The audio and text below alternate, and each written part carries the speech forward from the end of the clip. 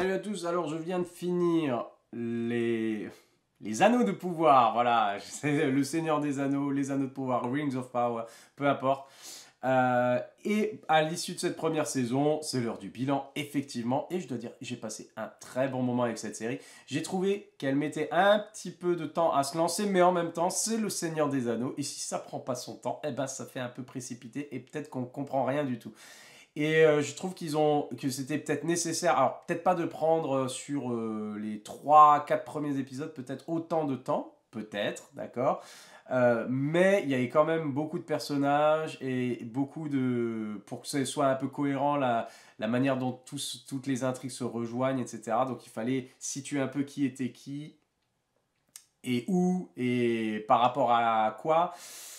Et j'ai trouvé que, du coup, dans l'ensemble, maintenant qu'on est arrivé à la fin, j'ai trouvé que c'était quand même une réussite dans l'ensemble. Et puis, je pense qu'en revoyant peut-être depuis le début, on trouvera peut-être le temps moins long. Je ne sais pas. Ou alors peut-être qu'on se dira, ah, j'ai pas besoin de revoir les trois premiers épisodes, je vais reprendre à partir de l'épisode 4-5, là où ça devient vraiment intéressant. Mais en tout cas, j'ai trouvé que c'était bien. Dans tous les cas, c'est une production de qualité visuellement, c'est très réussi. Que ce soit au niveau des effets visuels, que ce soit au niveau des décors, de ces magnifiques paysages, que ce soit au niveau des costumes, que ce soit au niveau du maquillage, que ce soit au niveau des monstres, enfin bref, j'ai trouvé que c'était très réussi, ça faisait, forcément, on est dans l'univers du Seigneur des Anneaux, ça fait beaucoup penser, bien entendu, à ce qu'a fait Peter Jackson sur sa trilogie et sur le Hobbit aussi. Et du coup, j'ai trouvé que ça fonctionnait très bien. J'ai trouvé que les personnages, la plupart, bien sûr, étaient attachants et que c'était intéressant de savoir dans quelle direction ils allaient, même si forcément, il y a tout un côté on sait déjà, en fait. On sait déjà que Elendil, on sait déjà que Isildur, on sait déjà que Galadriel. Voilà, on sait qu'il y a des personnages qui sont pas prêts de mourir et donc on n'a pas vraiment. Et quand même, je trouve, c'est un gage de qualité par rapport à la série, c'est que malgré ça, j'ai réussi à être vraiment pris dans l'intrigue et dans ce qui allait arriver au personnage, même si, bon, on était là, ouais, bon, on va pas mourir là. On sait qu'on va pas mourir, mais il y a des personnages secondaires auxquels les personnages principaux du coup sont attachés, et puis ils se battent pour certaines choses. Et c'est intéressant du coup, et je trouve que c'était très intéressant et très prenant, et de voir justement comment les pièces se mettaient en place. Et je pense que c'est le premier attrait de cette série-là, justement, c'est on regarde pas pour être ébahi visuellement, même si c'est le cas et c'est très bien. On regarde pour se dire ah, comment on en est arrivé à justement au début du Seigneur des Anneaux, quoi. Comment on en est arrivé là et comment les choses vont être mises en place. On sait déjà ce qui va être mis en place, mais ce qui est intéressant, c'est de voir comment. Et je trouve qu'ils réussissent le pari du coup avec cette série parce que y a justement un exemple parmi tant d'autres, la relation entre Elrond et c'est Durin. Euh, j'ai trouvé que c'était vraiment excellent et que c'était pas forcément ce à quoi enfin, je m'attendais à voir, voilà, une histoire d'amitié, des frangins de deux races différentes et qui ont un tel lien finalement. Et j'ai des scènes qui étaient vraiment magnifiques, limite très émouvantes et voilà. Et c'est pour ce genre de scène finalement que ça fonctionne, quoi. Et il y a eu des très bonnes scènes de bataille et de combat, et ça c'est bien, et ça fait partie du truc, mais si on n'est pas investi dans ces personnages, ça sert à rien. Et là j'ai trouvé qu'ils ont réussi le pari de faire s'investir, voilà, émotionnellement dans les personnages. Ça marche pas pour tout et tout le temps, mais la plupart du temps quand même, et ce qui fait que j'ai accroché jusqu'au bout, et que quand il y a enfin les grandes révélations, on va dire les grands événements qui se produisent, eh ben on est à fond dedans et ça paye. Et du coup, j'ai trouvé ça vraiment très bien, même si au niveau du rythme, un peu, il est inégal, voilà, au niveau du rythme. Mais dans l'ensemble, je trouve que cette première saison est une réussite et j'ai hâte, du coup, de voir la suite. Au niveau des révélations, je vais peut-être mettre un petit spoiler ici. J'ai beaucoup apprécié le fait que, en fait, il continue de nous faire réfléchir, même si au bout du compte, on se dit, mais c'était évident, C'était évident. Je le savais depuis le début, oui, mais je le savais, mais en fait, j'avais fait 1000 autres hypothèses, et donc forcément, il y a les hypothèses qui étaient dedans. Par exemple, l'identité de Gandalf. Euh, Pourquoi on n'a pas arrêté de se poser la question? En tout cas, moi, je parle pour moi et puis mon entourage. Est-ce que c'est Gandalf? Est-ce que c'est Saruman? Etc. Alors que, de toute évidence, on va dire, il arrive, son premier contact sur cette terre du milieu, c'est avec les ancêtres des hobbits. C'est avec les hobbits, on va dire, voilà, les pieds velus, truc, c'est des hobbits. Son premier contact, c'est à travers ça. Et du coup, c'est tellement logique que ça explique son attachement aux hobbits et pourquoi il n'arrête pas de revenir tout le temps à la comté.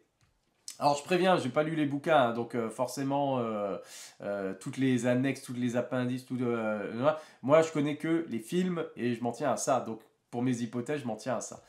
Mais du coup, c'était tellement logique par rapport à ce qu'on sait qui va arriver, qu'il a un attachement particulier justement au semi-homme. Et c'était, mais depuis le début, c'était tellement logique, quoi. Et là, on a confirmation, et je trouve justement, sans avoir dit Gandalf, qu'ils l'ont très bien amené sur cette dernière réplique qui est vraiment qui m'a donné les frissons justement à la fin.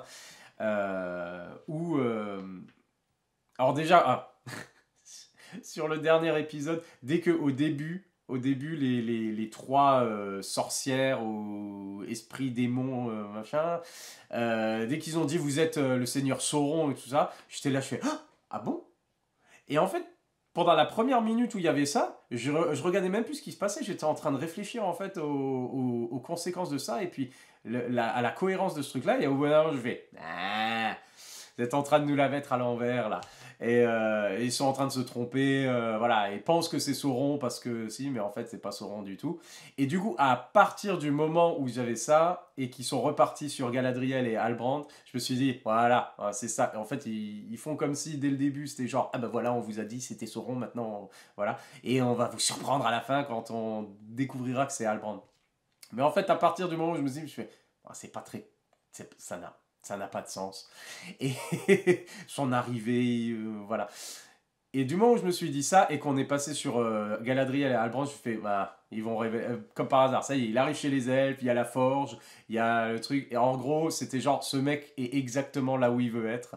Et ça a pas raté parce que dans la minute suivante, le mec il est. Alors il était à l'article de la mort avec sa blessure, il lui file genre un petit truc de elfique, là, un petit doliprane elfique.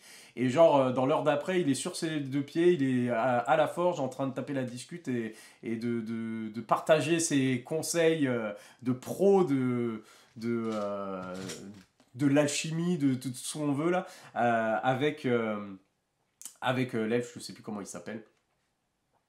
Et là, je me dis, ce mec, il était à l'article de la mort et maintenant il pète le feu là et puis il donne des cours de chimie à l'autre. C'est bon quoi. C'est Sauron. Et effectivement, c'était Sauron et c'était plutôt pas mal fait. J'ai adoré justement les échanges du coup avec Galadriel au moment où elle découvre justement qui il est. Et je trouve que c'était très bien fait cette confrontation. Et ça rappelait ou ça annonçait justement comme il essaye de la tenter et c'est à le rejoindre, voilà. Et ça me faisait tellement penser finalement thématiquement, même avec, du coup, après, quand ils forgent les anneaux, voilà, pour les elfes, très bling bling, hein, d'ailleurs, je dirais, hein, les elfes, très bling bling, au niveau des anneaux. Ça annonçait quand Frodon, dans Le Seigneur des Anneaux, propose l'anneau à Galadriel en disant vas-y, je le veux pas, prends-le et tout. Et qu'elle là, si jamais je prends l'anneau, voilà ce qui va se passer. Et qui résiste à la tentation encore une fois. Et en fait, je pense que ça faisait vraiment écho à ça et je trouve que c'était très bien fait. Et j'ai vraiment adoré ces scènes-là. Et du coup, bah voilà, je crois que j'ai fait un peu le tour des grandes révélations. On va voir ce qui se passe du coup dans la saison 2, même si on sait plus ou moins différentes choses qui vont se passer. Je pense qu'à la fin de la saison 2, le dernier épisode, c'est l'anneau unique qui sera forgé. Et après, on verra peut-être la guerre. Est-ce qu'ils vont aller si vite que ça? Pourquoi pas? Parce que là, voilà, les elfes ont leurs 3 anneaux. J'imagine qu'il va y avoir un deal du coup pour avoir du mithril. En échange, on vous fait des anneaux pour les nains. Et pareil avec les hommes, on a besoin d'un truc ou quelque chose, échange de bons procédés. Voilà les 9 anneaux pour les hommes. Et à la fin de la saison, on va avoir ça qui est forgé. Et c'est vrai que je me suis demandé, c'est la série Les Anneaux de Pouvoir, et au bout du, je sais pas moi, cinquième, sixième épisode, je me sentais un peu comme Ian Malcolm à Jurassic Park lors du premier tour, en train de regarder la caméra et de dire, est-ce que vous prévoyez d'avoir des anneaux dans votre série sur les anneaux et finalement, bon bah forcément, à la fin, il fallait bien que ça apparaisse. Et je trouve que c'est très bien amené, du coup, la manière dont c'est fait, entre les différentes intrigues, que ce soit avec le mithril, avec les nains, que ce soit justement avec Sauron qui arrive et qui, on va dire, corrompt un peu l'esprit voilà, des elfes et qui les pousse en fait à arriver à forger des anneaux pour après lui s'en forger un pour lui. Je trouvais que c'était pas mal du tout. Et c'est pareil, j'ai trouvé le côté bling bling un peu des elfes. C'est quand Elrond il découvre le rouleau encore et c'est genre il a compris en fait. Et puis il va pour confronter Galadriel, tout vénère et c'est genre oh, oh les beaux anneaux. Oh les beaux anneaux, ils sont pas mal ces anneaux. Et du coup après c'est genre bon bah allez on va oublier parce que ils sont beaux ces anneaux quand même. Mais voilà, donc j'ai trouvé ça un petit peu drôle. Et dans l'ensemble, du coup, ça a très bien marché. Je suis un peu déçu parce qu'il nous avait teasé sur des affiches et tout le Balrog, le Balrog de Morgoth. Et en fait, bah, il est réveillé que là et on voit pas ce qui va se passer avec ça. Bon, bref. On verra dans la saison 2, mais 2 ans à attendre, c'est long. Ça va être long. Ça va être long. Heureusement qu'il y a un million de séries et qu'on verra pas le temps passer. Voilà. Donc, pour moi, c'est une réussite, ces anneaux de pouvoir. J'espère toujours, et je pense comme beaucoup de personnes, j'espère que ça va rester. Pour l'instant, j'ai pas l'impression qu'il y a des choses qui empêchent la cohérence avec la trilogie des films de Peter Jackson. J'espère que ça reste comme ça et qu'ils font rien d'incohérent par rapport au Hobbit ou à la trilogie, de trop incohérent, on va dire. Il peut y avoir des petites incohérences forcément, mais pas des choses énormes où on se dise ah ben non ça colle pas, parce que je trouve que ça fonctionne très bien en tant que préquel justement et j'aimerais bien que ce soit cohérent, à moins que arriver au bout de voilà des anneaux de pouvoir, la bataille contre Sauron, j'imagine qu'on verra de toute façon, euh, à moins que ça marche tellement que finalement ils décident de continuer et de faire leur propre série, le Hobbit et le Seigneur des Anneaux après, mais il y en aura sur 30 ans quoi, à cette allure-là. On verra. Dans tous les cas, j'espère voilà, que ça sert, on va dire, de préquelle cohérente à ce qu'a fait Peter Jackson. Pour l'instant, moi, j'ai pas trop de problème avec ça fonctionne bien, et j'ai hâte de voir la suite. Voilà, allez à la prochaine, bye.